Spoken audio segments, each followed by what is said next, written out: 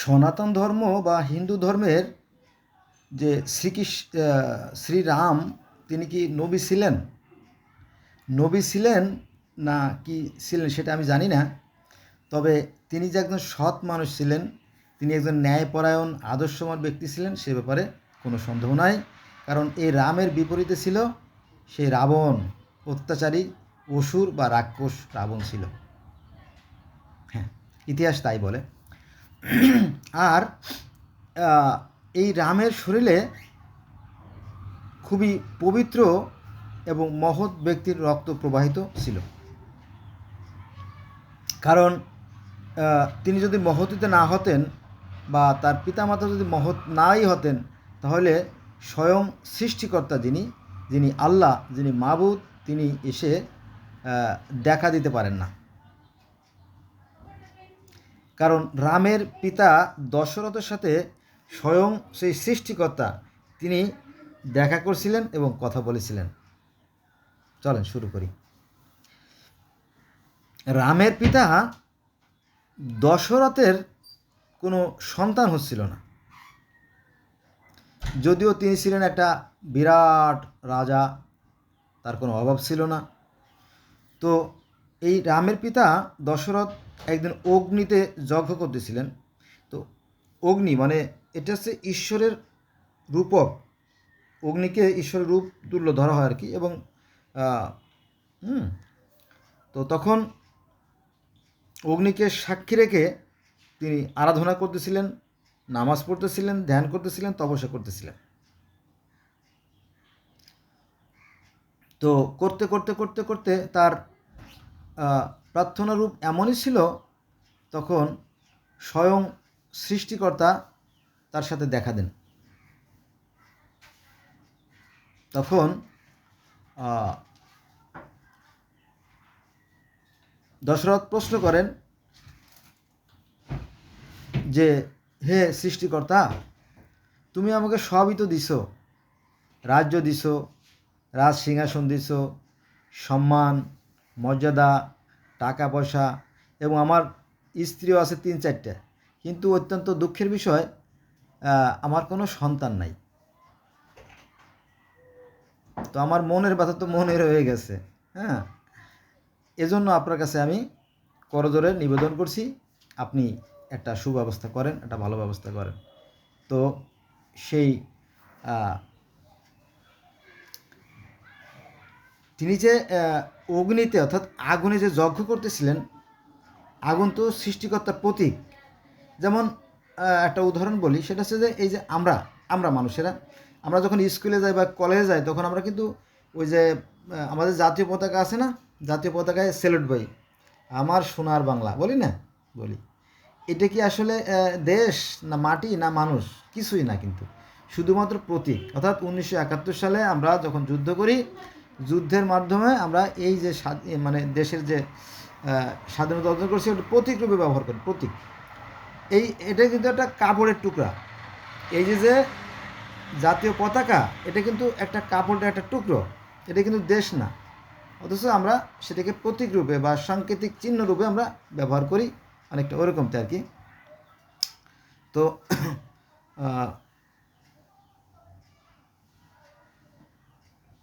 এই অগ্নিকে মনে হয় সৃষ্টিকর্তার রূপ হিসেবে। তো সেখান থেকে এক জ্যোতিময় জ্যোতি বা নূর বা আলো বা অগ্নি যাই বলেন, ওই আগুনের মধ্যে থেকে আরও একটা অগ্নি বের হয়ে আসলো। এটা আবার কি, এই আগুনের কথা আবার কোরআনে আছে। হযরত মূসা আলাইহিস সালাম তার স্ত্রীকে বলল যে, বিবি, ওই যে দূরে আগুন দেখা যায়, এই কথাটা, এই শব্দটাই কোরআনে আছে যে, বিবি ওই যে দূরে আগুন দেখা যায়, আমি একটু আগুন নিয়ে আসি। কারণ এই যে ঝড় বৃষ্টি হলো, প্রচণ্ড ঝড় বৃষ্টির কারণে আগুন নিভে গেছে, আমাদের উপকার হবে। তখন তিনি আগুনের কাছে গেলেন। আগুনের কাছে গেলে তখন সেই আগুনের মধ্যে থেকে কথা হলো, হে মুসা, তুমি যেখানে আসো সেটা হচ্ছে একটা পবিত্র জায়গা, তুমি সাবধান, তাই না, তোমার পায়ের জুতা খুলে গেছে, জমতে আসে না ওরকমটি। সেই যে আগুন, কখনো বলা হয়েছে আগুন, কখনো বলা হয়েছে নূর বা নার বা জ্যোতি, এরকমটি। তো যাই হোক, মূল কথা আসি। তো রামের পিতা দশরথ যখন অগ্নিতে যজ্ঞ করতেছিল অর্থাৎ প্রার্থনা করতেছিল, তখন ওই অগ্নির মধ্য থেকে আর একটা অতিকায় উজ্জ্বল ঝলমলে আলো বের হয়ে আসলো। আসার পরে বলো যে, হেই দশরথ, কি তোমার মনোবাসনা? তখন বলল যে, আমার তো কোনো সন্তানাদি নাই, আপনি আমাকে সন্তান দান করেন। তখন পায়েস বা সিন্নি বা ভোগ বা তবারক অথবা আরতি যাই বলেন, এক একজন এক এক নামে বুঝে, যাও পায়েস খিচুড়ি সিন্নি তবারক যা বলেন, তো ওইটা সৃষ্টিকর্তা কিছু তবারক কিছু পায়েস দশরথের হাতে দিল যে, যা এটা তোর স্ত্রীদের খাওয়াই দিস, তোর স্ত্রীকে এগুলো খাওয়াই দিলে তাদের গর্ভে সন্তান হবে। তার মানে কি, এখানে যে এটা মূল প্রতিপাদ্য বিষয় সেটা হচ্ছে যে, কত বড় মাপের মানুষ হলে স্বয়ং সৃষ্টিকর্তা তার সাথে দেখা করতে পারেন। অর্থাৎ রাজা দশরথের সাথে তা ঈশ্বর দেখা করছিলেন, চিন্তা করেন। আর সেই ভোগ বা সেই খাবার খাওয়ার ফলে এই রামের জন্ম হয়, লক্ষ্মণের জন্ম হয়, ভরতের জন্ম হয়, আর শত্রুঘ্ন জন্ম হয়, মানে 4টে পুত্র সন্তান হয় আর কি। আমার ভুল হতে পারে, কারণ আমি তো বিভিন্ন ধর্মের ছাত্র, আমি তো পড়তে পড়তে মানে দিক বিদিক এদিক ওদিক হয়ে যায় আর কি। তো এটা আমরা দেখলাম যে তার সন্তান হলো। তো যেহেতু পিতার সাথে স্বয়ং সৃষ্টিকর্তার দেখা হয়েছে, 4টিখানি কথা না কিন্তু, তো তারই ঘরে আবার জন্ম হলো এই ন্যায় নীতিবান আদর্শবান সৎ পুরুষ, সেটা হচ্ছে রাম। রামও ছিলেন সত্যের পক্ষে, ন্যায়ের পক্ষে, আদর্শের পক্ষে, আপনারা জানেন তাই না? সে কী করতো, ওই যে যারা দস্যু, যারা বদমাইশ, যারা খারাপ, যারা মন্দ, যারা জালেম, যারা অত্যাচারী, তারা কী করতো, তারা যারা পুরোহিত, যারা ব্রাহ্মণ, যারা ধর্মগুরু ছিল, তাদের বিভিন্ন ধরনের প্রার্থনা, তারপরে সৎ কাজে বাধা দিত। ফলে ওই সৎ ব্যক্তিদের সাথে রাবণের যে গণ্ডগোল, পরে এটা রামের কাছে মানে আসলো, আসার পরে বলল যে, হে রাম, রাবণ তো আমাদের সাথে অত্যাচার করে, অবিচার করে অন্যায়ভাবে। বললো তাই, আচ্ছা ঠিক আছে। তখন ওই যে রাম রাবণের যুদ্ধ জানেন তো তাই না, যে রাম ছিল ন্যায় আদর্শ সত্যের পক্ষে এবং তার পিতা দশরথ ছিল ন্যায় সত্যের পক্ষে, এবং ঈশ্বরের সাথে দেখা হয়েছে। আর ঈশ্বরের সাথে দেখা হওয়া মানে কি, যেমন আমাদের নবী মোহাম্মদ সাল্লাল্লাহু আলাইহি ওয়াসাল্লাম মিরাজে গেছিলেন, মিরাজে তাই না, মিরাজ যাওয়া মানে কি, এটা not a simple matter or simple subject or simple story, ঠিক ওরকমটি। তো এই যে রামের পিতার সাথেও সৃষ্টিকর্তা দেখা হয়েছে, তারপরে শ্রীকৃষ্ণের পিতার সাথে, শ্রীকৃষ্ণের মাতার সাথে, এমনকি শ্রীকৃষ্ণের সাথেও ঈশ্বরের দেখা হয়েছে। আবার আরেকজন ব্যক্তি আছে, সেটা হচ্ছে নারদ মুনি, তার সাথেও সৃষ্টিকর্তার দেখা হয়েছে। তার মানে কি, এরা কিন্তু সাধারণ ব্যক্তি ছিলেন না। নারদ মুনির কথা একটু বলি, যেহেতু মুখে চলে আসলো নারদ মুনির কথা। নারদ মুনি মন্দাকিনী নদীর তটে বসে ধ্যান সাধনা করতেছিলেন দীর্ঘ সময় ধরে। সৃষ্টিকর্তার ধ্যান করতে করতে করতে করতে করতে হঠাৎ করে সেই ঈশ্বরের আবির্ভাব হয়। তখন তো কান্না জড়িত কণ্ঠে নারদ মুনি বলল, হে ভগবান, হে সৃষ্টিকর্তা, হে ঈশ্বর, হে গোবিন্দ, হে নারায়ণ, হে প্রজাপতি, হে হরি, তুমি কোথায় থাকো গো? তখন সৃষ্টিকর্তা বলল যে, আমার যেখানে গুণগান হয় আমি সেখানে প্রকাশিত হই।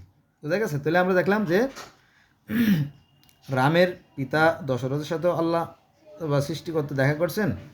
তারপরে সেই অর্জুনের সাথেও দেখা হলো, 2 শ্রীকৃষ্ণের সাথে তো দেখা হলোই, ওই যে কুরুক্ষেত্র যুদ্ধ।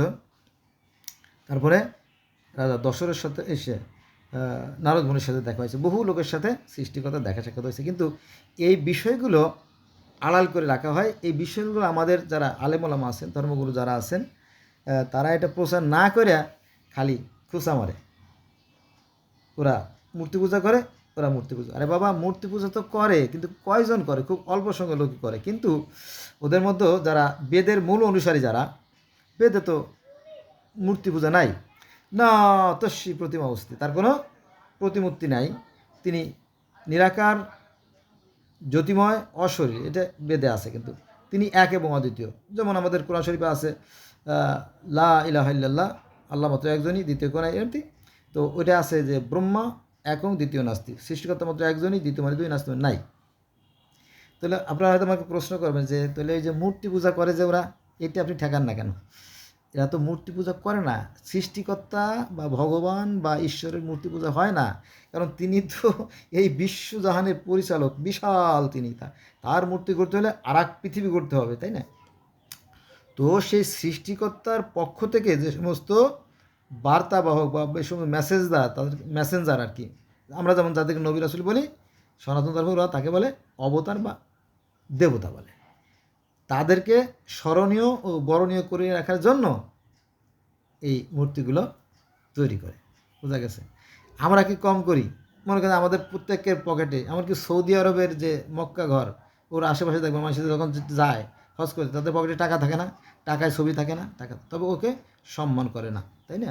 তো সনাতন তারাও এই মূর্তি তো সম্মান করে, মূর্তি তো মাটির তৈরি, এ কি আর ঈশ্বর হয় বলেন? প্রতীক রূপে, প্রতীক রূপে।